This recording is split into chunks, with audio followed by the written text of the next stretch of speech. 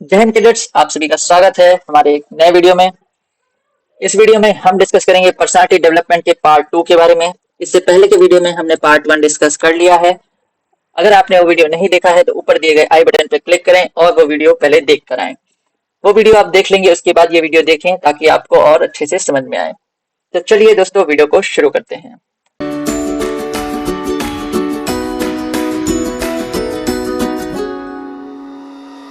Creative thinking. Creative thinking यानी कि रचनात्मक सोच हमारी क्या कहलाती है? जैसे कि आपको हमेशा क्यूरियस रहना है। A creative person always want to know why and how this thing works.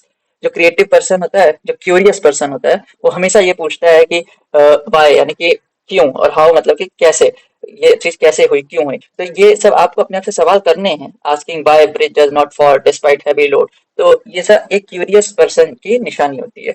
Seeks problem, they actively look for problem to solve. मतलब जो एक क्रिएटिव थिंकिंग वाला पर्सनालिटी वाला लड़का होगा या लड़की होगी, तो वो एक्टिवली जो प्रॉब्लम को सॉल्व करने के बारे में सोचेगा, ना कि उसे और बढ़ाने के बारे में। Finding better ways to reduce traffic congestion. ये सब एग्जांपल हैं जो अच्छी पर्सनालिटी के लोग हैं। नेक्स्ट देखते हैं हम एंजॉय चैलेंजेस। आपके जीवन में अगर कोई चैलेंज आ रहा है तो उसे आप एंजॉय करिए। They like difficult task instead of avoiding them. आप उनको अवॉइड ना करें, आप उनको एंजॉय करके उसको कंप्लीट करें। देखिए वो बहुत अच्छे से सॉल्व होगा। एग्जाम्पल इसका ये, choosing a thought project over an tough project over an easy one. तो अगर आप टफ प्रोजेक्ट चूज कर लेते हैं इजी की जगह, तो आप मतलब चैलेंजेस आपको पसंद हैं। नेक्स्ट है optimistic. They believe solutions are possible even in difficulty. मतलब आपकी सोच हमेशा ऑप्टिमिस्टिक होनी चाहिए। आपको यह नहीं सोचना चाहिए कि ये चीज तो बिल्कुल इम्पॉसिबल है। नहीं, कोई भी चीज इम्पॉसिबल नहीं होती। अगर हम सही डायरेक्शन में वर्क करें और सही से उसको सॉल्व करें तो वो भी पॉसिबल हो सकती है। तो यही आपको एक बिलीफ रखना है अपने सॉल्यूशंस पे। नेक्स्ट देखते हैं हम, able to suspend judgement. They don't reject ideas immediately. अच्छा, मतलब आपको आपको इतनी समझ होनी चाहिए कि आपको दूसरों को भी सुनना है। ठीक है। आप कुछ लोगों की पर्सनालिटी ऐसी होती है जो कभी दूसरों को नहीं सुनते। वो जो कह देते हैं वही सही होता है। नहीं, आपको दूसरों के भी आइडियाज को लेना है, उन उसके बारे में अपने और पॉइंट्स देने हैं और एक कलेक्टिव आइडिया बनाना है। तो दे डोंट रिजेक्ट आइडियाज। आपको तुरंत आइडिया सुन के इमीडिएटली रिजेक्ट नहीं कर देना है। नेक्स्ट है comfortable with imagination. They freely imagine new ideas. आपको नए नए आइडियाज सोचते रहने हैं। ठीक है। Imagine flying cars and smart city. तो ये सब एग्जांपल्स हैं इसके। नेक्स्ट देखते हैं, sees problem as opportunity. They treat problems as chance to improve. मतलब आपको कोई भी अगर प्रॉब्लम आएगी तो आपको उसको इस तरह नहीं लेना है कि अरे यार ये क्या हो गया, ये कैसे प्रॉब्लम आ गई। नहीं, आपको उसको हमेशा एक अपॉर्चुनिटी की तरह लेना है कि मैं अपने आप को और कैसे इम्प्रूव कर सकता हूँ। इसका एक एग्जांपल देते हैं, using power cut to invent solar solutions. तो ये अगर आपके बिजली नहीं गई होती तो सोलर पैनल का इन्वेंशन कैसे होता। तो यही सब आप दिखाता है कि आपकी पर्सनालिटी कैसी है, आप प्रॉब्लम्स को किस तरह से ले रहे हैं। नेक्स्ट है, sees problem as interesting. They find problem exciting not irritating. वही पॉइंट है। ठीक है। नेक्स्ट देखते हैं, problems are emotionally acceptable. They don't panic when facing problem. कुछ लोगों की आदत होती है, जैसे कोई प्रॉब्लम आ जाएगी तो वो पैनिक करने लगते हैं। नहीं, तो आपको काम रहना है। ठीक है। आपको इमोशनली उसके बारे में नहीं सोचना ज्यादा और प्रैक्टिकली सोचना है। नेक्स्ट है, challenges assumptions. They question common belief, asking why classes must be only offline. Challenges assumption. They questions common belief. ठीक है। नेक्स्ट देखते हैं, doesn't give up easily. कभी भी आपको easily give up नहीं करना है। देखिए, ट्राइंग अंटिल सक्सेस। मतलब आप जो अच्छी पर्सनालिटी का एक बंदा होगा, क्रिएटिव थिंकिंग वाला, वो हमेशा कभी भी गिव अप नहीं करेगा। वो हमेशा ट्राई करता रहेगा। तो कभी ना कभी उसको सक्सेस जरूर मिलेगी। एग्जाम्पल क्या है, scientist repeating experiment after failures. तो ये था हमारा क्रिएटिव थिंकिंग। नेक्स्ट देखते हैं हम, decision making. Decision making is a complex process requiring a clear understanding of a situation. मतलब कि आपके जो डिसीजन आप ले रहे हैं वो एक क्रिटिकल रोल प्ले करता है आपकी पर्सनालिटी में कि आप किस तरह का डिसीजन ले रहे हैं। कई बार आप सही डिसीजन लेते हैं, कई बार आप गलत डिसीजन लेते हैं। तो आपको किस तरह से अपने डिसीजन को प्रायोरिटाइज करना है, अपनी प्रॉब्लम्स को। उसके बाद आप क्या क्या उसके सॉल्यूशंस हो सकते हैं। ठीक है। सबसे पहले तो डिसीजन मेकिंग में क्या क्या include, good decision depends on knowing available choices and visualising their consequences. जो एक अच्छा डिसीजन होता है वो हमेशा उससे क्या क्या कॉन्सिक्वेंसेस हो सकते हैं वो पहले ही विजुअलाइज कर चुका होता है। और उसके क्या क्या चॉइसेस हो सकती हैं वो भी पहले ही वो दिमाग में रखते हैं, तब जाके वो एक अच्छा डिसीजन ले पाते हैं कि जो डिसीजन हम ले रहे हैं उससे क्या क्या कॉन्सिक्वेंसेस हो सकते हैं, क्या प्रॉब्लम आ सकती है, क्या सही हो सकता है और क्या तरीका हो सकता है। ये सब चीजें आपको पहले से ही सोच के रखना है। नेक्स्ट है की step in decision making include. तो की स्टेप्स क्या है डिसीजन मेकिंग में? Define the problem. सबसे पहले तो आपको कोई भी प्रॉब्लम अगर आपके सामने आएगी तो उसे कैसे आप सॉल्व करेंगे। तो identifying declining sales in the product line.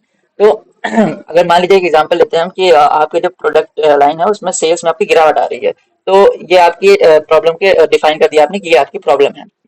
Gather and analyse relevant data. अब आपको क्या करना है नेक्स्ट, आपको अपनी जो सेल्स रिपोर्ट है उसको रिव्यू करना है। ठीक है, आपने कस्टमर से फीडबैक लेना है कि क्या कमी हो रही है जो हमारी सेल्स में गिरावट आ रही है, कि हमने प्रोडक्ट अच्छा नहीं बनाया, कि हमारी सर्विस नहीं सही है। तो ये सब चीजें आपको कस्टमर से फीडबैक लेना है और अपनी सेल्स रिपोर्ट को रिव्यू करना है। नेक्स्ट है हमारा प्रपोज पॉसिबल सॉल्यूशंस। तो आपको पॉसिबल सोल्यूशन जो भी होंगे वो आपको प्रपोज करना है, जैसे कि लॉन्चिंग अ मार्केटिंग कैंपेन और रीडिजाइनिंग द प्रोजेक्ट। तो आपको जैसे अपना प्रोडक्ट फिर से बेचना है तो आपको मार्केटिंग कैंपेन चलाने होंगे, उसको लॉन्च करना होगा, और या तो फिर प्रोडक्ट को और अच्छे से रीडिजाइन करके फिर आप मार्केट में उतारे तो आपकी जो सेल्स हैं उनमें इंक्रीज हो सकता है। Evaluate implication of each alternative, estimating cost and potential sales impact. तो आपको इस इवेल्युएट करनी है अपनी चीजें। ठीक है, आपको किस प्रकार से वो अपने कंपनी चलानी है, किस प्रकार से आप प्रोडक्ट को और अच्छा बना के बेच सकते हैं। तो ये आपके डिसीजंस हो गए कि आपको उसके बाद क्या काम करना है। Select and implement the best option. आपको अपने सारे ऑप्शंस देखने, क्या क्या हमारे ऑप्शन ये हो सकते हैं, ये चीजें हम चेंज कर सकते हैं, तो आपको उनमें से सेलेक्ट करना है, उसके बाद उसको इम्प्लीमेंट करना है जो आपके कंपनी के लिए बेस्ट हो। फिर follow up and adjust the approach if needed. Next हम देखते हैं कम्युनिकेशन स्किल्स। कम्युनिकेशन स्किल्स बहुत ही ज्यादा बड़ा रोल प्ले करता है आपकी पर्सनालिटी को बनाने में। कम्युनिकेशन का मतलब क्या होता है? कम्युनिकेशन का मतलब आप अपनी बात को दूसरे तक पहुंचाएं और उसको समझा सकें, ये होता है आपका communication. Communication sharing ideas, opinion, thought, feeling and understanding through speech, writing, gesture और सिंबल बिटवीन टू और मोर पीपल। दो से ज्यादा लोगों के बीच में जो आइडियाज का शेयर होता है, ओपिनियंस का जो ओपिनियंस का शेयर होता है, थॉट्स, फीलिंग, इन सब का जो आदान प्रदान होता है उसी को हम कहते हैं कम्युनिकेशन। तो ये कांस्टेंट प्रोसेस है, communication happens all time with others. तो ये आपके डेली लाइफ में आप करते ही रहते हैं। थ्री टाइप्स ऑफ कम्युनिकेशन, तीन प्रकार की कम्युनिकेशन होती है, aggressive, passive and assertive. Next देखते हैं कि हमारी इफेक्टिव कम्युनिकेशन क्या होती है। इफेक्टिव कम्युनिकेशन हमारी होती है verbal communication, non verbal communication और लिसनिंग स्किल्स। ठीक है, वर्बल कम्युनिकेशन मतलब जो हम बोलते हैं वो हमारी होगी वर्बल कम्युनिकेशन, मतलब हम किसी से बोल के बातें कर रहे हैं तो वो हमारी होगी verbal communication. Non verbal communication में हमारा क्या आता है? हमारी बॉडी लैंग्वेज, हमारे चलने का तरीका, हमारे बोलने का, हमारे देखने का तरीका, हमारे खड़े रहने का तरीका, हमारे हैंड्स जेस्चर्स, ये सब हमारे आते हैं नॉन वर्बल कम्युनिकेशन में। नेक्स्ट है हमारा लिसनिंग स्किल, आप चीजों को कितना डीपली गौर से सुन रहे हैं, ये हमारा आता है लिसनिंग स्किल्स में। और हमारे कम्युनिकेशन आता है जैसे राइटिंग कम्युनिकेशन, आप किस प्रकार से लिख रहे हैं, ये आपका आएगा राइटिंग कम्युनिकेशन में, आपकी हैंड राइटिंग किस प्रकार की है, आप अपनी बात को कितने अच्छे से समझा पा रहे हैं, ये होगी आपकी राइटिंग कम्युनिकेशन। विजुअल कम्युनिकेशन मतलब कि जब हम टीवी वगैरह पे देखते हैं, यूट्यूब पे देख रहे हैं आप इस समय वीडियो, तो ये आपकी और मेरे बीच की विजुअल कम्युनिकेशन है। Step to reduce communication gap, आपको क्या स्टेप लेने चाहिए ताकि आप जो दो बंदे हैं उनके बीच कम्युनिकेशन गैप कम किया जा सके। Plan ahead, involve others in planning. आपको अगर मान लीजिए कोई प्लान करना है तो आपको लोगों को अपने प्लान में इन्वॉल्व करना है। ठीक है, ये नहीं कि आपने अकेले कोई प्लान बना लिया और उस पर इम्प्लीमेंट भी कर दिया, नहीं, आपको दूसरों के भी सजेशंस को सुनना है, लिसन अदर्स, और speak with purpose be and be specific. मतलब कि आप अगर कुछ बोल रहे हैं तो आपको आलतू फालतू चीजें नहीं बोलनी है, आप स्पेसिफिक रहना है, एक पर्पस से बोलना है। ठीक है, बहुत ज्यादा ही जो लोग आजकल देखा होगा आपने अपने फ्रेंड्स में कि लोग कुछ भी बोला करते हैं, आलतू फालतू की बात किया करते हैं। तो अगर आप किसी फॉर्मल जगह पर हैं तो आपको हमेशा एक पर्पस से बोलना है और स्पेसिफिक बोलना है। ठीक है, मतलब आपके शब्दों का चयन बहुत ही सटीक होना चाहिए। नेक्स्ट देखेंगे हम justify your stand without upsetting others. मतलब आपको अगर अपनी बात को अच्छे से रखना है तो आपको मतलब उसे अपनी बात को एक जस्टिफाई करना है। ठीक है, ये नहीं कि आप दूसरे को गलत साबित कर रहे हैं, आप अपने आप को सही साबित करिए। दूसरे को गलत साबित करके अपने आप को सही साबित करना ये नहीं सही होता है, इसे कहते हैं विदाउट अपस्टेपिंग अदर्स। नेक्स्ट देखेंगे use a sense of humour. अगर आपको अपने एक सेंस ऑफ ह्यूमर का भी यूज करना है, कई बार हम विदाउट सेंस वाली बात कर देते हैं, तो नहीं, ऐसा नहीं है, आपको हमेशा सोच समझ के क्या हम बोल रहे हैं उस हिसाब से ही अपनी बात को रखना है। शो एम्पैथी, अपने दूसरों के प्रति आपको एम्पैथी रखनी है, ठीक है, उनके बारे में भी सोचना है कि उन्हें कहीं आपकी बात से दिक्कत तो नहीं है। अवॉइड बीइंग जजमेंटल, आपको जजमेंटल नहीं होना है, किसी को जज नहीं करना, ठीक है। वैल्यू अदर्स कंट्रीब्यूशन, आपका जो आपके फ्रेंड्स हैं उनकी जो कॉन्ट्रीब्यूशंस हैं उनको वैल्यू करना है, ठीक है, उन्हें भी सपोर्ट करना है जो भी उन्होंने कॉन्ट्रीब्यूशन दिया है। Observe body language, non verbal cues, आपको बॉडी लैंग्वेज को भी ऑब्जर्व करना है कि सामने वाला कैसे बोल रहा है, और आपको अपनी बॉडी लैंग्वेज पर भी ध्यान देना है। Be transparent about plans and seek feedback, आपको लोगों से फीडबैक लेना है कि आपने जो आइडिया प्रपोज किया वो कैसा लगा। तो आप लोगों से जितना फीडबैक लेंगे अपने कम्युनिकेशन के बारे में, तो लोग आपको बेहतर बताएंगे कि आप किस प्रकार से बोलते हैं। नेक्स्ट हम देखेंगे मॉडिफाई प्लान्स एज नीडेड, तो आपको प्लान को भी हमेशा फ्लेक्सिबल रहना है, ये नहीं कि आपने जो प्लान बना दिया तो वो हमेशा उसी पत्थर की लकीर पे आपको चलते नहीं, अगर उसमें चेंजमेंट करने की जरूरत है तो उसे तुरंत आप मॉडिफाई करें। तो ये use the word yes and no appropriately, recognising their power, yes और नो की बहुत ज्यादा पावर होती है, आपको उसे एकदम अच्छे से यूज करना है जहां भी आपकी आवश्यकता पड़े। नेक्स्ट देखते हैं हम स्ट्रेस एंड इमोशंस, तनाव और भावनाएं। स्ट्रेस क्या होता है, मतलब आप बहुत सारे आजकल तो स्ट्रेस इतना कॉमन हो गया है, सबको किसी ना किसी चीज का स्ट्रेस है। और stress is universal and common reaction to people event and our own thoughts, हमारे जो थॉट्स हैं, हमारे इवेंट्स जो हो रहे हैं हमारी डेली लाइफ में, लोग उन्हीं से ज्यादा स्ट्रेस ले रहे हैं। तो स्ट्रेस मैनेजमेंट की क्या क्या टेक्निक्स होती हैं, स्ट्रेस को हम कैसे मैनेज कर सकते हैं, तो टेक डीप ब्रेथ्स, लंबी लंबी सांस लेनी है आपको, ठीक है, बैठ के मेडिटेशन करना है, टॉक इट आउट, आपको बाहर जाके बात करना है एक दूसरे से, ठीक है। ये अब कुछ लोग अकेले रहने से भी स्ट्रेस होता है।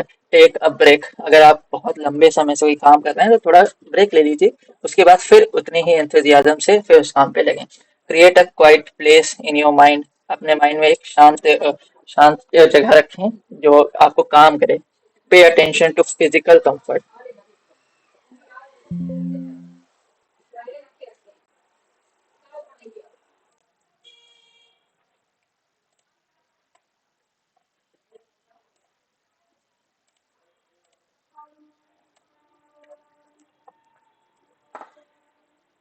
पे अटेंशन टू फिजिकल कंफर्ट, जो आपका फिजिकल कंफर्ट है उस पर भी आपको बड़ी अटेंशन देनी है।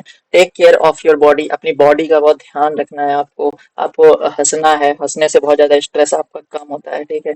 मैनेज योर टाइम, आपको अपने टाइम को मैनेज करना है। नो योर लिमिट्स, आपको अपने जो सीमाएं हैं उसमें रहना है। हैव अ गुड क्राई, कभी कभी आपको रोने से भी आपका स्ट्रेस कम हो जाता है।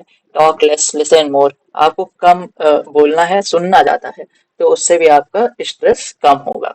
तो ये थे कुछ स्ट्रेस मैनेजमेंट की टेक्निक्स।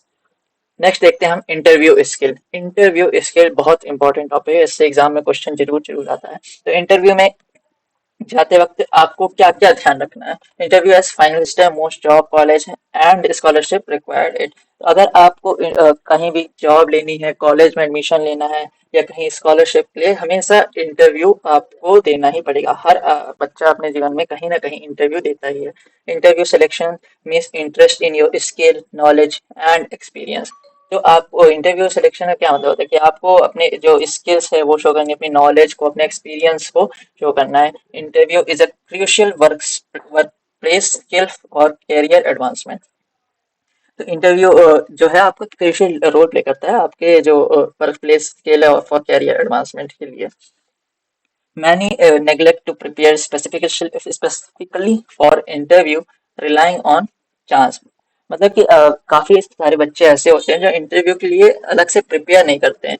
वो सोचते हैं कि हाँ ये तो नॉर्मल चीज है, हम जाएंगे और नॉर्मली पूछेंगे, हम बता देंगे। नहीं, आपको एक प्रिपरेशन से जाना है। आप किस तरह कमरे में घुस रहे हैं, ठीक है, आपने जैसे दरवाजा खोला तो आप उनको गुड मॉर्निंग या गुड इवनिंग जैसे भी आप उन्हें विश कर रहे हैं कि नहीं, आप जाके वहाँ बैठते किस तरह से हैं, फिर बोलते किस तरह से हैं, आपके विचार किस तरह के हैं, तो ये सब इंटरव्यू में मैटर करता है। आपकी नॉलेज कैसी है, आपकी स्किल कैसी है, सब कुछ इंटरव्यू में आपका देखा जाता है। Mastering interview technique is a vital as having a strong CV and experience. मतलब आपको अपनी एक सीवी बनाना भी आना चाहिए, करिकुलम रहता है, यानी कि जो रेज्यूमे होता है आपका, जो बायोडेटा होता है आपका, वो आपको बनाना आना चाहिए। और अगर आप उसको अच्छे से बनाएंगे तभी आपको सिलेक्शन के चांसेस ज़्यादा बढ़ जाते हैं। आपको जितने भी अपने एक्सपीरियंसेस हैं वो उसमें अच्छे से मेंशन करना है, और जब बताएंगे तो वहाँ और अच्छे से बताना है।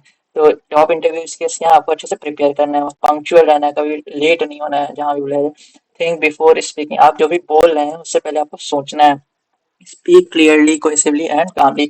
मतलब आपको जो, अगर आप बोल रहे हैं ना तो आपको क्लियरली बोलना है, ठीक है। कोहेसिवली बोलना है, कामली मतलब चुनिंदा वर्ड्स बोलने हैं, और काम रहना है। ये नहीं कि वहां जाके आप नर्वस हो गए या फिर बहुत ज्यादा इंथुजियाज्म में ही है तो फिर चीजें गलत हो जाती हैं। नेक्स्ट है आपको कॉन्फिडेंट रहना है, एरोगेंट नहीं रहना है। कॉन्फिडेंस का मतलब आपकी जो नॉलेज है उस पर आपको भरोसा होना चाहिए। एरोगेंट नहीं होना चाहिए कि हाँ, मतलब आप ओवर कॉन्फिडेंस जैसे हम कहते हैं, ठीक है।